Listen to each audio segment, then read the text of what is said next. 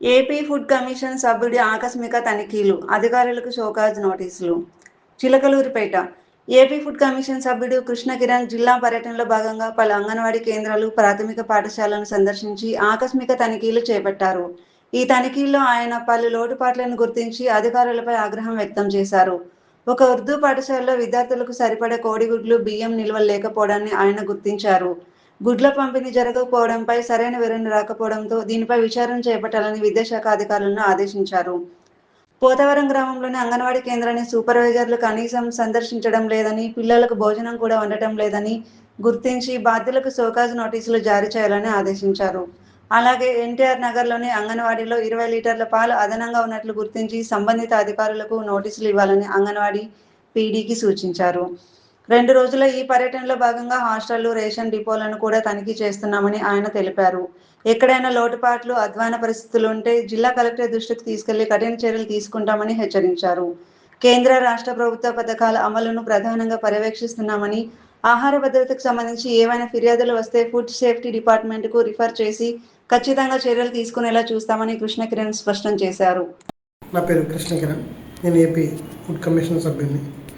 ఇవాళ పల్నాడు జిల్లాలో పర్యటనలో భాగంగా జిల్లా పర్యటన రావడం జరిగింది. అందులో భాగంగా ఉదయం అంగన్వాడీలు అలాగే ప్రాథమిక పాఠశాలను సందర్శించడం జరిగింది. దాంట్లో కొన్ని లోటుపాట్లని గుర్తించడం కూడా జరిగింది. ఏదైతే హులు స్కూల్లో ఏదైతే ఉందో అక్కడ విద్యార్థులకి సరిపడా గుడ్లు లేకపోవడం, అలాగే రైస్ కూడా లేకపోవడం గుర్తించాం. స్టాక్ లేదు. దాని మీద వివరణ అడగ్గా ఇంకా ఎగ్స్ వేయట్లేదని చెప్పారు. దాని మీద విచారణ చేయమని ఎడ్యుకేషన్ డిపార్ట్మెంట్లో ఆదేశించడం జరిగింది. అలాగే ఏదైతే పోతవరం విలేజ్ చూస్తే అక్కడ సూపర్వైజర్ విజిట్ లేవు. అలాగే ఏదైతే పిల్లలకి భోజనం పెట్టాలో అది ఎక్కడ ప్రిపరేషన్ లేదు. ఈరోజు కూడా భోజనం వండలేదు. దాన్ని కూడా షోకాజ్ నోటీస్ ఇవ్వమని చెప్పడం జరిగింది. మాతో పాటు అంగన్వాడీ పీడీ గారు కూడా ఉన్నారు. అలాగే ఎన్టీఆర్ నగర్లో కూడా సేమ్ అంగన్వాడీలో అదే పరిస్థితి. అక్కడ 20 లీటర్ల పాలు ఎక్స్ట్రా ఉండడం గుర్తించడం జరిగింది. దాన్ని ఆ విధంగా మనం షోకాజ్ నోటీస్ ఇవ్వమని పీడీ గారికి చెప్పడం జరిగింది. అలాగే ఈ 2 రోజుల పర్యటనలో భాగంగా హాస్టల్స్, రేషన్ డిపోస్ కొట్టడం చూడడం జరుగుతుంది.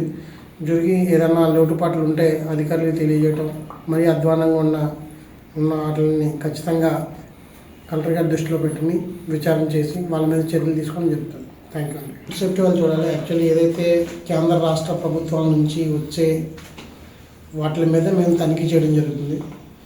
అది ఫుడ్ సేఫ్టీ డిపార్ట్మెంట్ అధీనంలో ఉంటుంది కాబట్టి వాళ్ళు ఖచ్చితంగా రిఫర్ చేస్తాం. మీ దగ్గర ఏదైనా సమస్యలు ఉంటే కనుక చెప్పండి, ఖచ్చితంగా రిఫర్ చేస్తాం. ఫుడ్ సేఫ్టీ వాళ్ళని ఖచ్చితంగా తనిఖీ చేసి వాళ్ళ మీద యాక్షన్ తీసుకుంటాం.